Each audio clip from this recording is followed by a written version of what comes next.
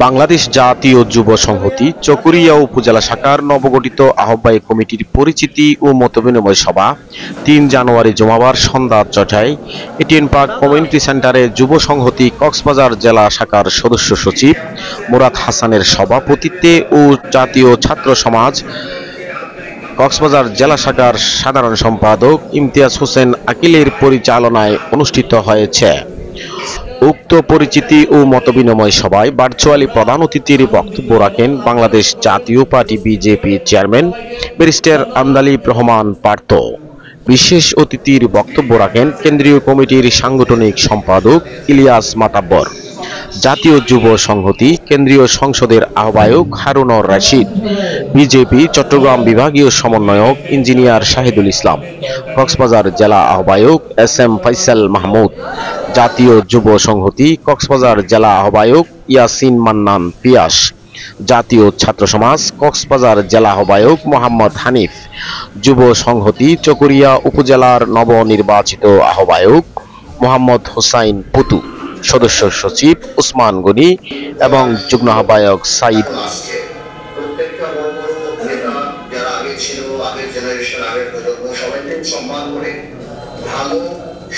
সুষ্ঠু রাজনীতি করার একটা সুযোগ আসছে এবং আমরা 6 বছর 7 বছর কি প্রথম থেকেই আমরা চেষ্টা করে যাচ্ছি যে আপনাদের মতো ভালো মানুষ যারা তাদেরকে রাজনীতিতে ফিরিয়ে আনার জন্য। আলহামদুলিল্লাহ আপনাদের দোয়াতে ঢাকা থেকে আরম্ভ করে সারা বাংলাদেশে আওয়ামী লীগ বিএনপি আওয়ামী লীগ এখন বিএনপি বা ধর্মভিত্তিক রাজনীতি দলের বাইরে আমরা প্রতিদিন এত বড় হচ্ছে আল্লাহর রহমতে যেটা আমি আগে কখনো কল্পনা করিনি। আমরাই আমরা একটা জায়গা যেখানে সবাইকে সম্মান করে আপনি রাজনীতি করতে পারেন। এই কোন নেতাকে পছন্দ করলো না করলো সেটা আমাদের কাছে মুখ্য ব্যাপার না। আপনারা যদি মনে করেন যে আপনি বাংলাদেশ এই বিশ্ব পরিবর্তনে প্রতিনিধিত্ব করার জন্য ভালো মানুষ দরকার, রাজনীতি পরিবর্তন করার জন্য ভালো মানুষ দরকার, তাহলে আমি মনে করি আপনারা আমাদের সাথে কাজ করেন। আলহামদুলিল্লাহ ছলনাটা বেশি আন্দোলন পাল্টো পায় তারুণের আইকন, কোটি কোটি মানুষের হৃদয়ের স্পন্দন ছলনাটা বেশি আন্দোলন মোহাম্মদ পাল্টো পায় আমাদের মাঝে পর্যটনের মাধ্যমে বক্তব্য রাখবেন। সবাইকে আন্তরিকভাবে শোনার জন্য অনুরোধ করতেছি। আসসালামু আলাইকুম। আপনারা অনেক কষ্ট করে আমাদেরকে সময় দিয়েছেন, এটার জন্য বাংলাদেশ জাতীয় পার্টি বিজেপি পরিবারের পক্ষ থেকে আপনাদেরকে জানাই আন্তরিক শুভেচ্ছা এবং অভিনন্দন।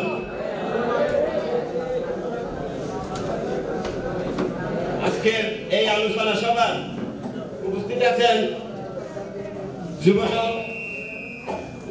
চট্টগ্রাম মহানগরের সমন্বয়ক শাহেদ ভাই, উপস্থিত কক্সবাজার জেলার নেতৃবৃন্দ, উপস্থিত আছেন চকরিয়া উপজেলার নবগঠিত চকরিয়া উপজেলা যুব সংহতির সম্মানিত আহ্বায়ক হুসাইন মোহাম্মদ ফুতু, উপস্থিত আছেন বাংলাদেশ জাতীয় যুব সংহতি কক্সবাজার জেলার আহ্বায়ক ইয়াসিন মান্নান পিয়াস, উপস্থিত আছেন বাংলাদেশ জাতীয় ছাত্র সমাজ কক্সবাজার জেলার সম্মানিত আহ্বায়ক মোহাম্মদ হানিফা, উপস্থিত আছেন বাংলাদেশ জাতীয় ছাত্র সমাজ কক্সবাজার জেলার ছাত্র সমাজের সম্মানিত সদস্য সচিব আমার ছেলের ছোট ভাই ইমতিয়াজ হোসেন আকিল। সম্মানিত উপস্থিতি, আসুন একসাথে দেশ গড়ি, ব্যারিস্টার আন্দালিব রহমান পার্থ ভাইয়ের হাতকে শক্তিশালী করি। তোমার দেশ আমার দেশ, বাংলাদেশ বাংলাদেশ। আমরা বিগত 15 বছর এই বাংলাদেশে কোন ধরনের রাজনৈতিক প্রোগ্রাম করতে পারি নাই। রাজনৈতিক প্রোগ্রাম করা এই বাংলাদেশের মানুষের নৈতিক অধিকার। এটা গণতন্ত্র দেশ, এখানে সবাই একই সমান। ব্রিটিশ সরকার আমাদেরকে সেটা করতে দেয় নাই। আমরা চাচ্ছি এমন একটা রাজনীতির পরিবেশ সৃষ্টি করার জন্য যেখানে মারামারি থাকবে না, হানাহানি থাকবে না, টেন্ডারবাজি থাকবে না, চাঁদাবাজি থাকবে না। মানুষ মনে করে এখন রাজনীতি মানে চাঁদাবাজি, টেন্ডারবাজি, রাহাজানি, এগুলা আমরা নিজেরা বদলে যাব, অন্যদেরকে বদলে দেব। এটার জন্য আপনাদেরকে আবারও অসংখ্য ধন্যবাদ জানিয়ে আপনারা এগিয়ে আসলে দেশটার জন্য, নতুন আগামী প্রজন্মের জন্য, তাইলে নতুন তরুণরাই কাল ধরতে পারবে তরুণদের নেতৃত্বে। এখন এখানে যাওয়ার পরে কিসের প্রোগ্রামে গেছেন, কি দল, বিজেপি কোন দল, এটা হয়তো নাম কম শুনছি, কিন্তু আল্লাহর রহমতে পার্থক্যকে সবাই চিনে। তারা আমাদের ব্যারিস্টার রাজের পার্থক্যকে সবাই চিনে, সকলেই সুপরিচিত। হয়তো অনেকে দেখার সুযোগ হয় নাই, টক শুতে, টিভিতে, যে কোনো বক্তব্যতে হাই রেঞ্জেবল এই বক্তব্যের ক্ষেত্রে ভাইরাল থাকে উনি সবসময়। নীতিগতার দিক দিয়ে যে কোনো কিছুর ক্ষেত্রে, পরিবর্তনের ক্ষেত্রে, তাদের অহংকারের ক্ষেত্রে, সবকিছু ক্ষেত্রে।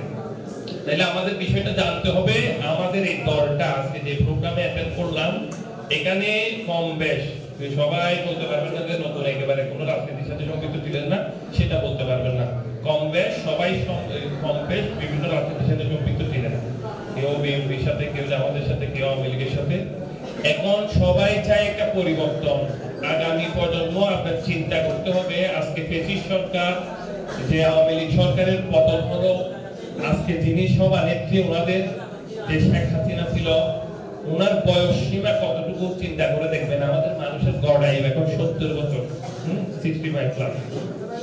তাহলে ওনার এমনিতেও একটা পর্যায়ে গিয়ে আওয়ামী লীগের হাল ধরার মতো নেক্সট প্রজন্ম একটা মানুষ মনে মনে নেতৃত্ব খুঁজে। আমাদের এখানে তো পারিবারিক গণতন্ত্র, যে পরিবারতান্ত্রিক বলতে যেমন শেখ হাসিনার পরে হয়তো বা ওনার ছেলে নাইলে মেয়েকে রাজনীতিতে আনবে, আগামী প্রজন্মের জন্য প্রধানমন্ত্রী হিসেবে হয়তো আনবে, এইটাই নিয়ম। কিন্তু এর চেয়ে ভালো নেতৃত্ব গুণাবলী আছে। যেমন বিএনপির ক্ষেত্রে বলেন খালেদা জিয়ার পরে এখন তারেক জিয়া নেতৃত্ব দিচ্ছেন। তাহলে আমরা সবার নেতৃত্ব সবকিছু পেয়েছি। একটা জিনিস মাথায় রাখতে হবে যে আগামী প্রজন্ম, ওনাদের প্রজন্মটা সর্বোচ্চ 4 থেকে 5 বছর, একটা বয়স সীমা আছে, একটা মানুষের লিমিটেশন থাকে। লিমিটেশন পরে যখন একটা পর্যায়ে যাবে আগামী প্রজন্ম, আমাদের যে এখানে মেজর পার্সেন্ট হচ্ছে যুব সমাজ, যুবক এবং তরুণরা আছে, মুরব্বীগুলোকে আমি সামনে বসেছি।